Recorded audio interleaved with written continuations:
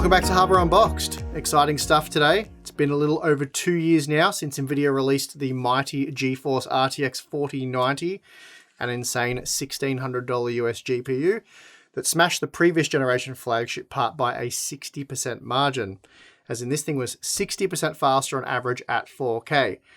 So while grossly expensive, it was still tremendously exciting for high-end gaming. So that being the case, it is super exciting today that I can finally show you the new GeForce RTX 4090 Ti. 5090.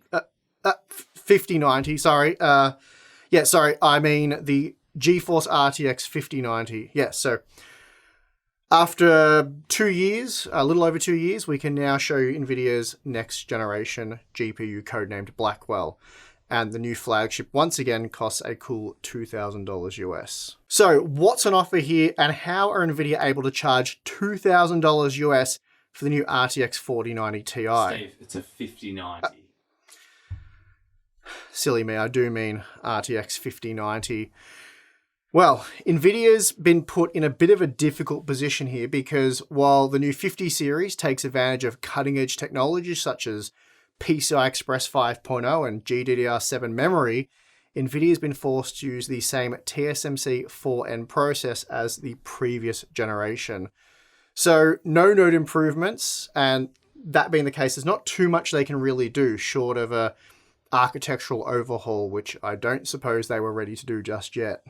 Today's sponsor spot is brought to you by ASUS and their entire range of AMD X870 motherboards featuring robust VRM configurations designed to tackle AMD's latest Ryzen 9000 series of processors with ease, whether it be the affordable Prime X870-P Wi-Fi or class-leading ROG Crosshair X870E Hero. The Hero also takes advantage of ASUS's cutting-edge NitroPath DRAM technology, which provides the best DDR5 memory performance of any X870 motherboard we've tested, and we've tested just about all of them. There's also a number of features on offer that make the DIY process a breeze, such as M.2 Q release, M.2 Q slide, M.2 Q latch, PCIe slot Q release slim, Q antenna, and QLED. There's loads more features, so many in fact that I couldn't cover them even if this was a 10-minute ad read, so for more information, please check the links in the video description.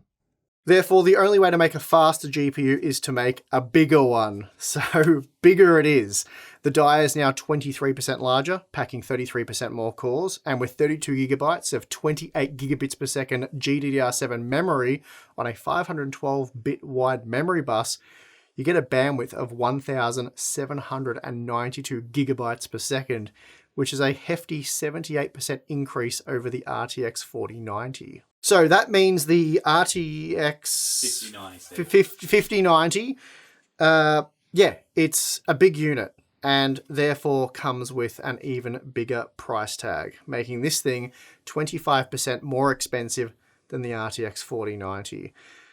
So that being the case, it would want to be a lot faster, certainly faster than the specs suggest. So let's go find out.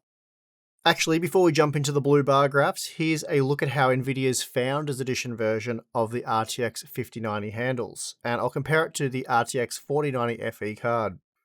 So for this testing, we're using The Last of Us Part 1 at 4K with the maxed out quality settings, and after an hour of load inside an enclosed ATX case in a 21-degree room, we saw a peak GPU temperature of 73 degrees, which is remarkable given how quiet and compact this graphics card is. The fan speed peaked at just 1600 RPM, and it couldn't be heard over our case fans, which are already very quiet. The cores clocked at an average frequency of 2655 MHz with an average GPU power of 492 watts. The memory temp peaked at 88 degrees with an operating frequency of 2334 MHz for a transfer speed of 28 gigabits per second. Now compare that to the 4090 FE model, which peaked at 68 degrees for the cores and a memory temperature of 80 degrees, while the fans spun at just shy of 1500 RPM. So it's clear that the 5090 is a little bit louder and a little bit hotter, but given that the 5090 was also consuming on average 35% more power in this test and is a considerably smaller graphics card, the results are pretty incredible. So I'm extremely impressed with what Nvidia has been able to achieve here. This might be the most impressive graphics card we've ever seen, and you'd never guess just by looking at it how much thermal load this cooler can efficiently handle. Great stuff indeed, but of course, now you want to know, how does it perform? Starting with Marvel Rivals at 1440p, we see that the 5090 is delivering 30% more performance than the 4090, which is a decent performance improvement, though once you factor in the 25% price hike, it's considerably less exciting. Jumping up to the 4K resolution only slightly increases the margin to 33%, which again is a solid uplift. It's just a shame that it comes at such an extreme price premium. Stalker 2 isn't the most well-optimized game, I guess you could say, and as a result maxed out the RTX 5090 is only good for 94 FPS at 1440p, making it 22% faster than the 4090, so a very mild performance gain there. Thankfully, at 4K we are looking at a much more reasonable 42% performance gain, rendering 71 FPS on average. Next up we have Counter-Strike 2, and the 1440p results look a bit odd, as the RTX 5090 is slightly slower than the 4090 here, though the 1% lows were notably stronger. Now, it is worth noting that we saw multiple examples where the 5090 was actually slower than the 4090 at 1080p, suggesting that there is a possible overhead issue here with the Blackwell architecture, but it could also be just an issue where the 5090 has so many cores that it can't be efficiently utilized at such a low resolution, so we'll have to investigate this one further. But even at 4K, the 5090 isn't much faster than the 4090, just an 8% increase here, and the issue doesn't appear to be a CPU bottleneck given how much higher the frame rates were at 1440p. Performance in God of War Ragnarok is insane at 1440p, 268 FPS using the Ultra preset.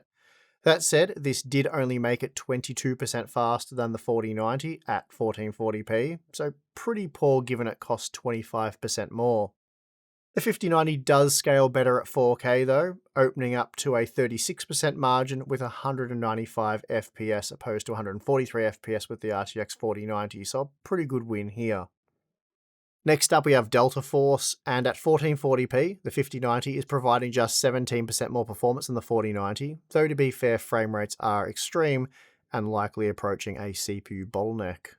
Still, while jumping up to 4K does extend the margin out to 27%, that's still not a terribly impressive uplift, despite rendering 160 FPS, and again this is largely due to the fact that the 5090 costs 25% more and is arriving a little over 2 years later. As we know, Space Marine 2 is a very CPU limited game, and at 1440p we certainly appear to be finding the limits of the Ryzen 7 9800X 3D. However, what's really odd here is the fact that the 5090 is coming in 4% slower than the 4090. So as we've seen a few times now though, mostly at 1080p, this either suggests to me that there's some kind of overhead issue or the workload is limited in a way that makes the 5090 inefficient due to how many cores it has. Thankfully though, switching up to the 4K resolution does solve this problem, and now the 5090 is seen to be 30% faster than the 4090, which, as I've noted a number of times now, it's an okay performance uplift. It's certainly not amazing. It's decent though, but it's also entirely undone by the fact that it also costs 25% more. The Star Wars Jedi Survivor performance improvement at 1440p is again weak, just a 14% improvement here, though we are looking at 191 FPS on average, which is very impressive. Then at 4K, we're creeping over the 100 FPS barrier with 102 FPS, making the RTX 5090 21% faster than the 4090, so again a pretty disappointing margin there. Moving on to A Plague Tale Requiem, we see that at 1440p the 5090 is just 21% faster than the 4090, though the data is in part CPU limited, as indicated by the similar 1% lows. Jumping up to 4K does help with that. Here the RTX 5090 is able to pull much further ahead of the 4090 and is now delivering a 42% performance uplift, so certainly one of the better margins we've seen. Cyberpunk 2077 is another game where the 5090 struggles to offer noteworthy gains over the 4090 at 1440p. Just a 19% improvement here, again with similar 1% lows, though of course other system limitations will be coming into effect here. An increase in the resolution opens the margin up to 32%, which I'd still say is quite underwhelming despite performance overall being excellent, though we are using the second highest preset and ray tracing hasn't been enabled. Frame rates in Dying Light 2 using the high preset are extreme at 1440p, 198 FPS for the new RTX 5090, though that did only make it 24% faster than the 4090. And then even at 4K, we're still looking at a 25% performance gain over the 4090, which scales with the 25% price increase, so probably not amazing there in terms of value. Dragon Age The Veilguard is limited to just shy of 130 FPS at 1440p when using the Ultra preset, which does selectively apply some ray tracing effects. So be aware that this portion of the review isn't looking exclusively at rasterization performance, though that is still mostly the focus here. Then we see that even when increasing the resolution to 4K, the 5090 is still just 10% faster than the 4090 with 96 FPS on average, so a very disappointing result there. War Thunder obviously plays at extreme frame rates, even with the highest quality preset enabled, and at 1440p we're clearly CPU limited, and I can confirm this as we saw the same results at 1080p. Moving to 4K though does remove the CPU limits, but even so the 5090 is just 15% faster than the 4090. Granted though, we are at well over 300 FPS, which is probably more than enough to play this game, but when talking about relative performance, the 5090 is very disappointing in this example.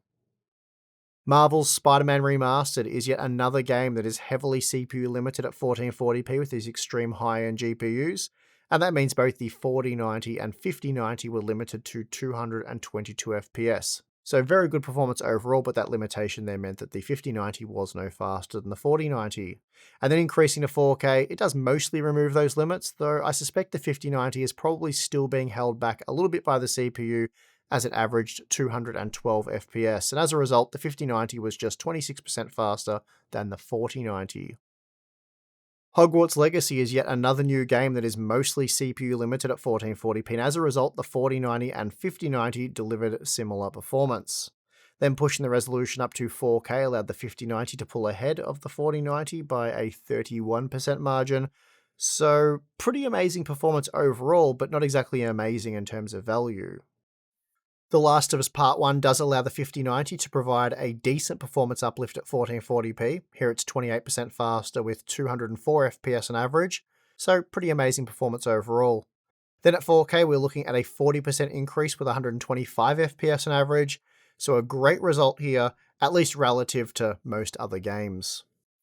Now the RTX 5090 is able to render over 100 FPS in Star Wars Outlaws at 1440p using the Ultra preset, and this game does force the use of ray tracing, and this meant it was 22% faster than the 4090 at 1440p, though quite oddly, the margin is reduced at 4K, and now the 5090 is just 19% faster, so a similar margin overall, but typically we'd expect the 5090 to look better at 4K, but that's certainly not the case here.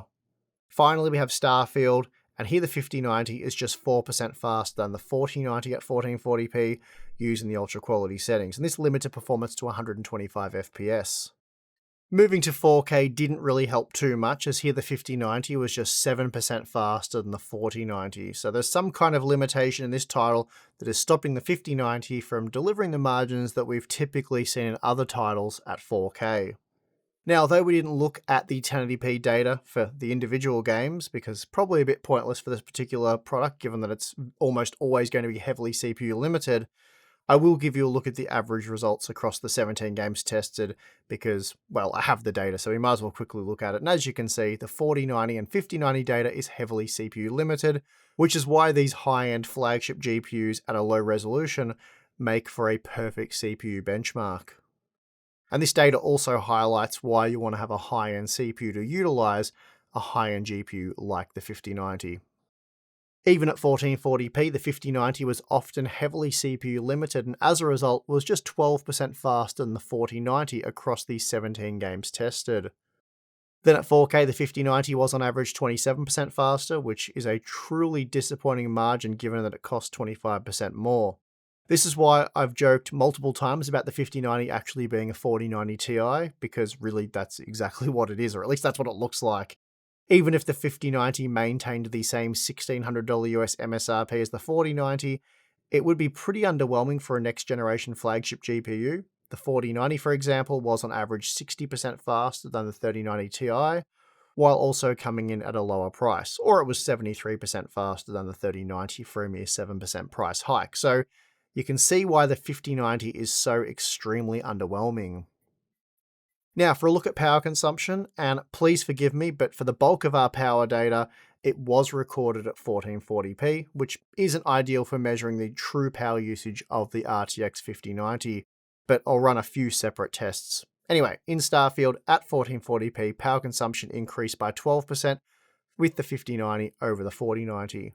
Then in Star Wars Outlaws, we saw a 17% increase in power usage at 1440p, going from 532 watts up to 624 watts. I also recorded power usage in Space Marine 2, not expecting the 5090 to actually be slower than the 4090 at 1440p, and as a result it consumed 15% less power, but at least it shows when not under full load, the 5090 is very efficient. But what I have done is go back and retest the 7900 XTX, 4090 and 5090 at 4K in 3 games where the 5090 performed well at 4K. And those games were Dying Light 2, Cyberpunk 2077 and A Plague Tale Requiem.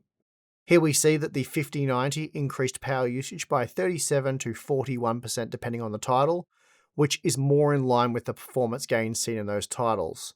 And I am combining both CPU and GPU power usage for these numbers, as we have seen in the past that GeForce GPUs can increase CPU load, which helps reduce GPU load and therefore power consumption. Finally, I also reran those same tests but with a 60 FPS cap, and there's some interesting results here. Testing with A Plague Tale Requiem, power usage of the 4090 and 5090 was extremely similar when capped at 60 FPS. The 5090 only increased consumption by 2%. But we did see an 8% increase in Cyberpunk and then a 15% increase in Dying Light 2.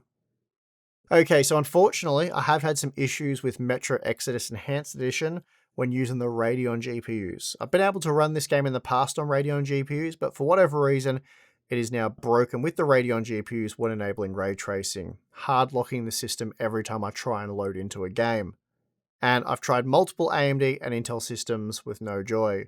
AMD has been made aware of this issue and have successfully replicated the problem, but sadly a fix was not issued in time for this review. So rather than drop the game entirely, I've decided to go without any ray tracing data for the Radeon GPUs, as we're just really looking at the 4090 versus 5090 performance anyway. Also, Metro Exodus Enhanced was one of the few ray tracing titles that Tim believed to be truly transformative with ray tracing enabled, so I did really want to include it. Now at 1080p, the 5090 was 21% faster than the 4090 and then 33% faster at 1440p. And please note, I didn't test 4K ray tracing performance because most titles see very poor and almost always unplayable performance at 4K, even with upscaling. But granted, in this example, the 5090 and even the 4090 would work well at 4K. An example where that's less true is Alan Wake 2, and for this testing, quality upscaling has been enabled. At 1080p, the 5090 is just 19% faster than the 4090, and moving to 1440p doesn't really help. Here we're looking at an 18% margin.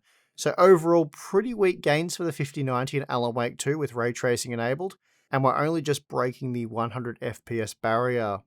Moving on to Cyberpunk 2077 Phantom Liberty, using the ultra quality ray tracing preset with quality upscaling, we see that the 4090 and 5090 are comparable at 1080p, almost certainly due to CPU limitations. Then increasing the resolution to 1440p helps the 5090 a little bit, but even so, it's just 11% faster than the 4090, rendering 129 FPS. Marvel's Spider-Man Remastered sees performance heavily CPU limited at both 1080p and 1440p, which is problematic as we're only talking about 128 FPS at 1440p, and this was achieved by the 4080 Super. Now you could argue that we need to include 4K benchmarks here, but I'm more concerned with the fact that 128 FPS is the cap. Granted, that's still very good performance overall, but for those with high refresh rate monitors, it's more of a starting point, and I can't imagine too many people spending $2,000 US or more on a graphics card will be happy gaming at say around 60 FPS, which is likely where you'd find yourself at 4K, especially without the aid of upscaling. Now the Dying Light 2 results are interesting, as here we're using the high ray tracing preset with quality upscaling, and at 1080p the RTX 5090 rendered 208 FPS on average, making it 18% faster than the 4090. And interestingly, we're not CPU limited at 1440p. But even so, the 5090 is just 22% faster than the 4090, so an extremely disappointing result. Finally, we have Black Myth Wukong, and previously using the very high ray tracing preset with the 4090, it was only good for 92 FPS at 1080p with quality upscaling. The 5090 is able to deliver an additional 34% performance, averaging 123 FPS. And then the 1440p data, it's quite similar, at least the margins, as here the 5090 is 36% faster, rendering 98 FPS. So not amazing performance overall, especially given we've had to enable upscaling, but relative to past products, it's a reasonable step forward. Okay, so we've had to go with a 5-game average for the ray tracing data, as I couldn't include Metro Exodus Enhanced given the Radeon GPUs didn't work. So on average, we saw a 14% performance improvement for the 5090 over the 4090 at 1080p with upscaling. Then at 1440p, we saw on average just a 17% performance increase, and it's interesting to note that at 1440p with upscaling, we're looking at just 123 FPS on average, which really isn't a lot considering we're using a $2,000 US graphics card. Okay, so here's how the current and previous generation mid-range to high-end GPUs compare in terms of value based on the MSRP. At $2,000 US, the RTX 5090 is 1.5% better value per frame than the 4090. So in other words, after a little over 2 years, we're seeing no improvement in cost per frame. The 5090 is essentially just a faster GeForce 40 series GPU. But if we shift to the best retail pricing for mid-2024, and just assume that the RTX 5090 will actually sell for $2,000 US, it does look a little bit better, but I guess do we honestly believe the 5090 will be $2,000 US? Do we really believe that? Yeah, it's probably going to be pretty damn ugly in terms of value, because at $2,000 US it's already pretty ugly. So there you have it, the RTX 4090 Ti. Steve, it's a 5090! I mean RTX 5090. Yeah, it's now the world's fastest gaming GPU. So no shocker there. What is shocking though, at least based on our testing, is that it was on average just 27% faster than the 4090 at 4K, while it costs at least 25% more, which is why I have repeatedly referred to this as the RTX 4090 Ti. But thank you, Balin, for all the corrections. You're welcome. But let's be real here. That is exactly what this thing is. Nvidia's tried to disguise the fact that, you know, it's not just a beefed up 4090 by dangling stuff like DLSS 4 multi-frame generation in the face of gamers, as if they're toddlers, and DLSS 4 is a shiny set of keys.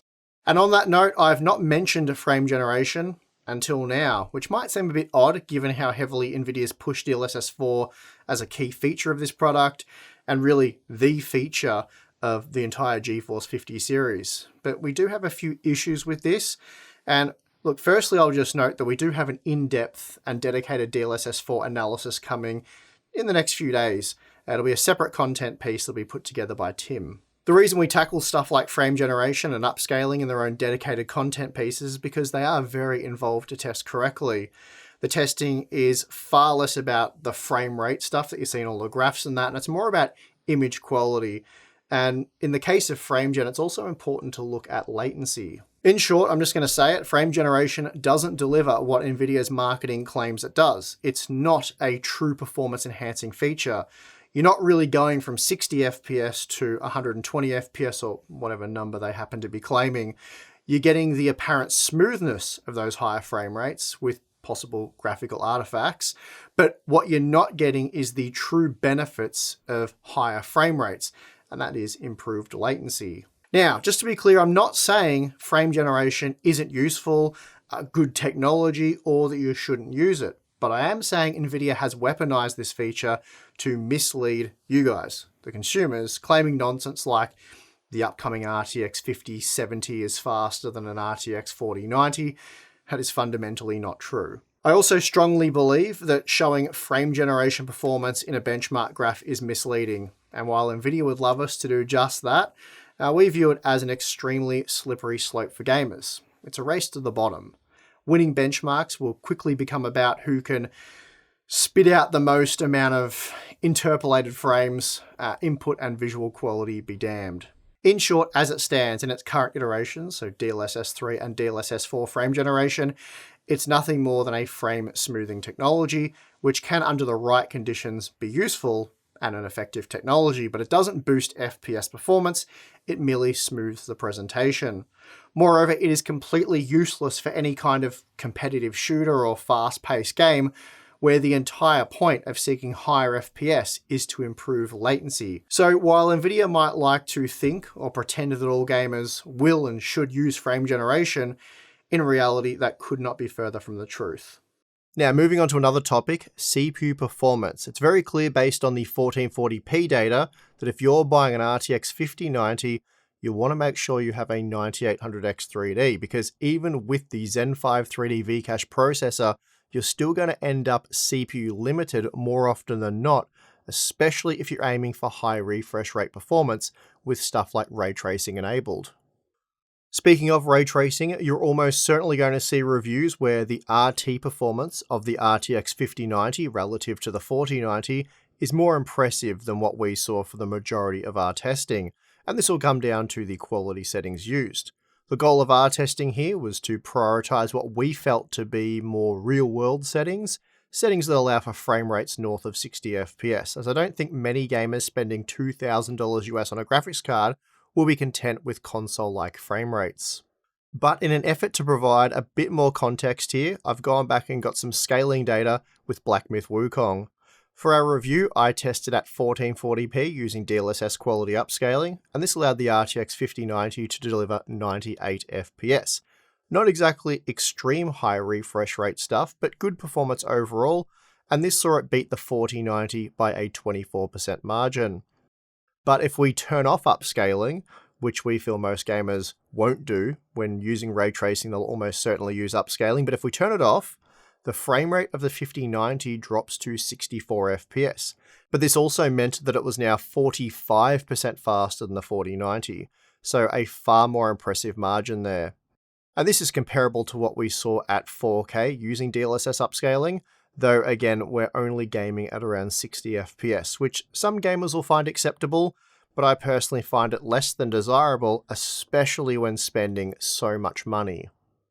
But the point is, the 5090 really can be 40 to 50% faster than the 4090, it just depends on the game and the quality settings used. But as we've seen in this review, typically speaking, if you're targeting big frame rates, the difference between the 5090 and 4090 can be much smaller. So all said and done, I think it's fair to say overall, the GeForce RTX 5090 is a disappointing product, despite being a very impressive performer. It's disappointing because it doesn't do what a next generation product should do, at least in our opinion. It fails to move the needle forward in terms of value, and it could just as easily slot into the GeForce 40 series. Again, if it was released as an RTX 4090 Ti, no one would think twice. Now, I've acknowledged that Nvidia couldn't do too much here given the process node limitations, but they still could have created a more exciting product series. Had the 5090 cost $1,600 US, it'd be a lot more impressive. Still not amazing, not nearly as good as say the 3090 to 4090 upgrade. In fact, it would be half as good, but it would also be worlds better than it ultimately is. That said, I expect the RTX 5090 will probably age quite well. The 27% margin we see here on average when compared to the 4090 will almost certainly increase over time. How much is hard to say, but I think we will see many more examples of up around 40% than what we did here today. This also means that the more affordable models are likely to be pretty underwhelming, I'm sad to say, only offering very minor performance gains over the parts they're replacing. Now again, Nvidia could have improved things here by offering satisfactory VRAM configurations. 12GB on the RTX 5070, for example, it's a joke. The card should be armed with a minimum of 16GB, and had they done that, it might have ended up being a worthwhile upgrade from the RTX 4070, and it certainly would have been from the RTX 3070. Now, for those of you after a more positive take, the good news here being that the RTX 5090 is faster than the 4090, allowing it to take 4K gaming to that next step. where it is very possible to enjoy a truly high refresh rate experience. So if you already had oodles of money to blow on a graphics card and you'd missed out on the 4090, then the 5090 will be a very welcomed release. But in a nutshell, the RTX 5090 is 25% more expensive than the 4090, while being on average 27% faster at 4K. It has 33% more VRAM and consumes around 30% more power. So interpret that how you'd like, but for now we are done with our review. So be sure to let me know what you think about the RTX 4090 Ti. I mean, Steve. the joke's not getting old. Baylor's just laughing in the background. RTX 5090. Let me know what you think about the RTX 5090 in the comment section below. I'm very keen to hear your thoughts. Of course, the people who are excited to buy it are going to buy it anyway. I don't think the $2,000 US price tag or what we've seen here changes that, but maybe it does. So if you were going to buy one and for whatever reason you're not now, yeah, be sure to let me know in the comment section below. We do have a lot more 5090 and other GeForce 50 series content coming up in the coming days and weeks, so make sure you subscribe for that. Give this video a like if you appreciated our review. We also have the join button and our Patreon account if you want to join our exclusive Discord server, monthly live streams, behind the scenes content, Q&A stuff. There are a lot of cool things, so check that out if you're interested. But if not, that is perfectly fine. And I would like to thank you for watching this review of the RTX 4090 Ti. I'm your host, Steve. See you again next time.